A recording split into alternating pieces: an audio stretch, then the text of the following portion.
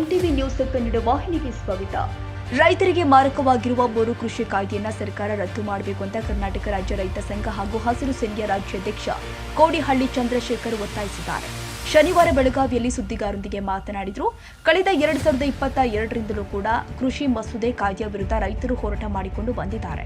ಅಂದಿನ ವಿಪಕ್ಷ ಸ್ಥಾನದಲ್ಲಿ ಇದ್ದ ಸಿದ್ದರಾಮಯ್ಯ ಅವರು ಈಗ ಮುಖ್ಯಮಂತ್ರಿಯಾಗಿದ್ದಾರೆ. ಕೂಡಲೇ ಕೃಷಿ ಮಸೂದೆ ರದ್ದು ಮಾಡಬೇಕು ಅಂತ ಆಗ್ರಹಿಸಿದರು.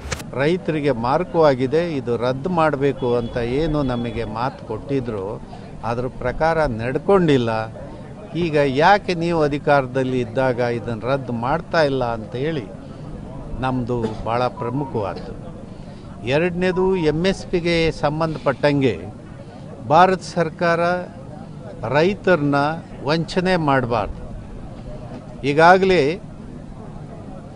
ನಾಳೆ ಏನು ದೆಹಲಿಯಲ್ಲಿ ಏನು ರೈತರು ಚಳವಳಿಯನ್ನು ಪ್ರಾರಂಭ ಮಾಡ್ತಾ ಇದ್ದಾರೆ, ಸುಪ್ರೀಂ ಕೋರ್ಟ್ ಕೂಡ ಹೇಳಿದೆ ರೈತರ ಸಮಸ್ಯೆಯನ್ನು ಕುಂತು ಮಾತಾಡಿ ಬಗೆಹರಿಸಿ ಅಂತ. ರೈತರಿಗೂ ಹೇಳಿದ್ದಾರೆ ನೀವು ಶಾಂತಿಯುತವಾಗಿ ಮಾಡಿ ಅಂತ. ಈ ಮಧ್ಯೆ ಏನು ಹೇಳಿದ್ದಾರೆ ಮಂತ್ರಿ ಅಂದರೆ, ನಾವು ಎಲ್ಲ ಬೆಳೆಗಳಿಗೆ MSP ಕೊಡ್ತೀವಿ ಅಂತ.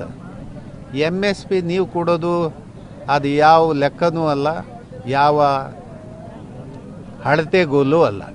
ಅದಕ್ಕೆ ಡಾಕ್ಟರ್ ಸ್ವಾಮಿನಾಥನ್ ಅವರು ಹೇಳಿರೋ ಪ್ರಕಾರ ಈಗಾಗಲೇ ಸ್ವಾಮಿನಾಥನ್ ವರದಿ ಕೊಟ್ಟು 23 ವರ್ಷ ಆಗಿ 24ನೇ ವರ್ಷ. ಈಗ ಅವರು ಹೇಳಿರೋದು C2+50 ಆ ಮಾನದಂಡದಲ್ಲಿ ರೈತನ ಉತ್ಪನ್ನಗಳಿಗೆ ಬೆಲೆ ನಿಗದಿ ಮಾಡಬೇಕಂತ. ಇದು ಯಾವುದು ಮಾನದಂಡ ಇಲ್ದಲೇ ಆ ಬೆಳೆಗೆ ರಾಗಿಗೆ 50 ರೂಪಾಯಿ ಕೊಡ್ತೀನಿ, ಜೋಳಕ್ಕೆ 25 ಕೊಡ್ತೀನಿ. ತಾಜಾ ಸುದ್ದಿಗಾಗಿ ಎಂಟಿವಿ ನ್ಯೂಸ್ 24x7ಗೆ ಸಬ್ಸ್ಕ್ರೈಬ್ ಮಾಡಿ ಮತ್ತು ಬೆಲ್ ಐಕಾನ್ ಅನ್ನು ಒತ್ತಿ. ತಪ್ಪದೇ ಲಿಂಕ್ ಶೇರ್ ಮಾಡಿ.